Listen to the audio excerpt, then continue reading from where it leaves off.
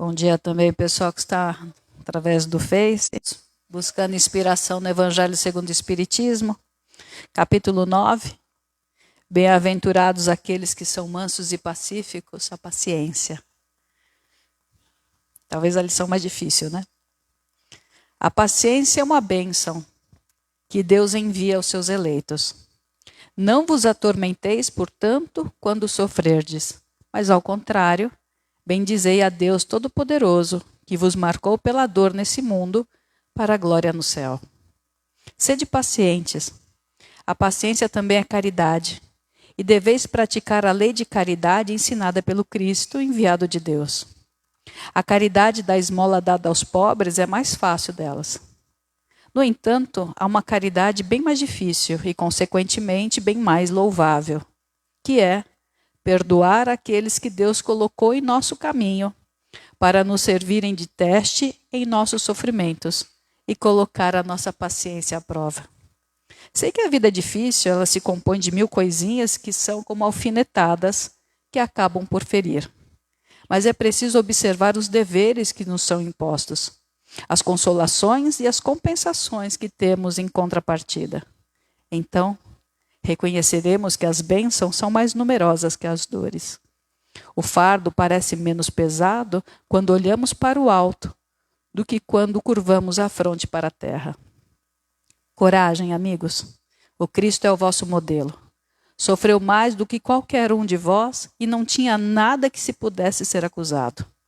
Enquanto vós tendes vosso passado a espiar e tendes de vos fortalecer para o futuro.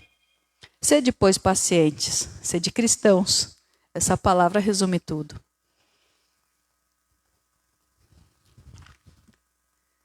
A lição da paciência é difícil de compreender. É fácil a gente pedir paciência quando é a vida do outro, quando o problema é do outro, né? Mas e quando nós estamos tendo uma situação de desafio? Eu fico sempre me perguntando qual é a utilidade da dor. Qual é a utilidade do sofrimento? Sofrer por sofrer? Né? O sofrimento ele só é útil quando nós aprendemos alguma coisa com ele. Mas que aprendizado? De que a vida é difícil? Aprendizado que existem pessoas más? É esse o aprendizado da dor? Não. Lógico que não. É para a gente aprender a diferenciar o esforço. O aprendizado é para dentro. Ontem no nosso estudo a gente estava lembrando isso. A vida mental, hoje, quando a gente estudar a nossa vida mental, a gente tem que entender nós como objeto de estudo. Eu comigo. Cada um tem que buscar isso.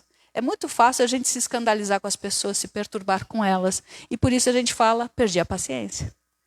Mas e eu? Né? Estava lembrando de uma situação. Desculpa que eu estou cheia de casos ultimamente. E as histórias, né? É uma oportunidade de conviver com tanta gente, né, que nos traz histórias de vida. Né? A gente aprende muito com isso. Ela teve um AVC muito forte, que mudou a vida dela. Né? Mudou a fala, mudou o caminhar. Para tomar um simples banho, ela tinha que receber ajuda. Uma moça na faixa dos 45 anos.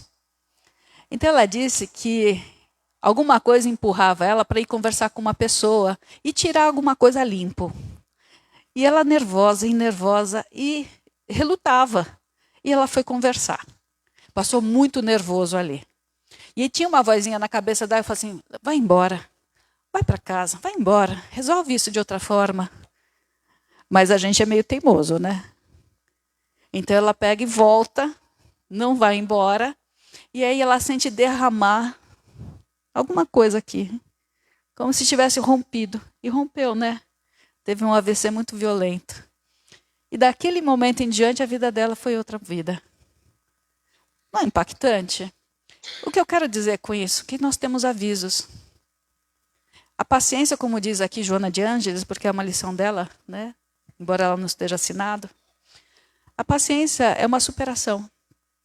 Não é assim, então quando tudo estiver como eu gosto, aí eu tenho paciência. A paciência é justamente naquilo que a gente não gosta. Eu não posso esperar a vida estar redonda para fazer o que tem que ser feito. Eu tenho que fazer. Eu não posso esperar o governo no Brasil funcionar como a gente gostaria. Eu tenho que viver. Deixa eu dar uma vírgula. Você vê a onda de pessimismo que as pessoas estão tomando? Eu acho extremamente preocupante. Tem mais ou menos uns 15 anos que a gente escuta assim, esse ano vai ser difícil. E a gente não está vindo, e não está sobrevivendo, e não está passando. Então, onde a gente coloca muito a nossa atenção? Né? E aí ele fala aqui que a lei da paciência é perdoar aqueles que Deus colocou em nosso caminho para nos servirem de teste. Quer dizer, no final das contas, o que resolve a nossa vida é o amor.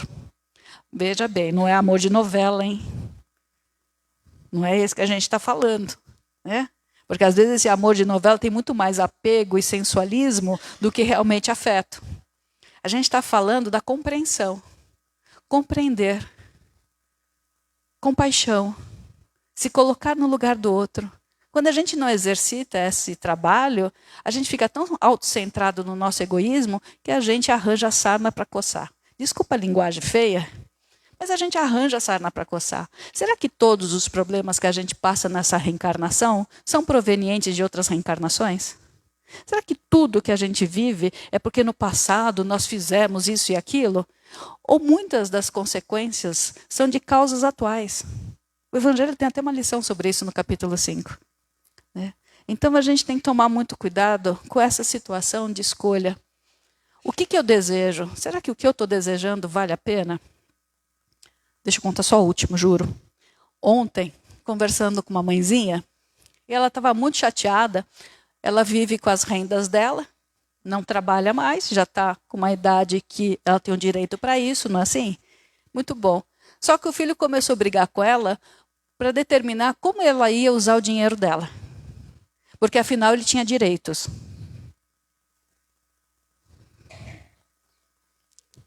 Sou danada, né? Não tem direitos.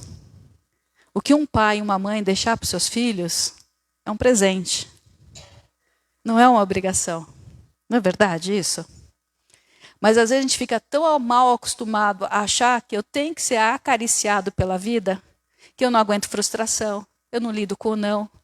Toda vez que eu planejo uma coisa e não dá certo, a minha primeira tendência é, vou desistir. E se a nossa tarefa é justamente perseverar? Que a gente já desistiu muito pelo longo do caminho. E agora o que a gente precisa fazer é recomeçar a vida e perseverar no caminho certo. Então eu acredito, para fechar a ideia, veja se vocês concordam, a dor não é mecanismo punitivo, mas a dor é um mecanismo de freio. Para. Onde você está indo não está bom? Para. Pensa. O Dr. Risse, amigo espiritual da casa, fala assim, quando você não sabe para onde ir, não vai para lugar nenhum. Para e espera. Mentaliza. Observa. Reflete. Aí depois segue. Senão a gente fica igual doido, correndo para um lado para o outro e não faz nada eficiente na vida. Dá uma sensação de vazio muito grande, que não deixa de ser uma depressão. Vamos juntos? A espiritualidade sabe do que a gente precisa. Não são os médiuns que sabem. Né? Nós somos só aprendizes e bem pequenininhos ainda. Então não fica chateado com o nosso procedimento, por favor. Trabalha a caridade com a gente também. Tá bom? Quem vai fazer o trabalho, quem sabe o que estamos vivendo e que tem condições de nos ajudar é o mundo espiritual, não somos nós. Vamos trabalhar então, tá bem? Descansa teu coração agora, se entrega na sua fé e vamos receber aquilo que a gente precisa receber. Um ótimo dia a todos. Muito obrigada.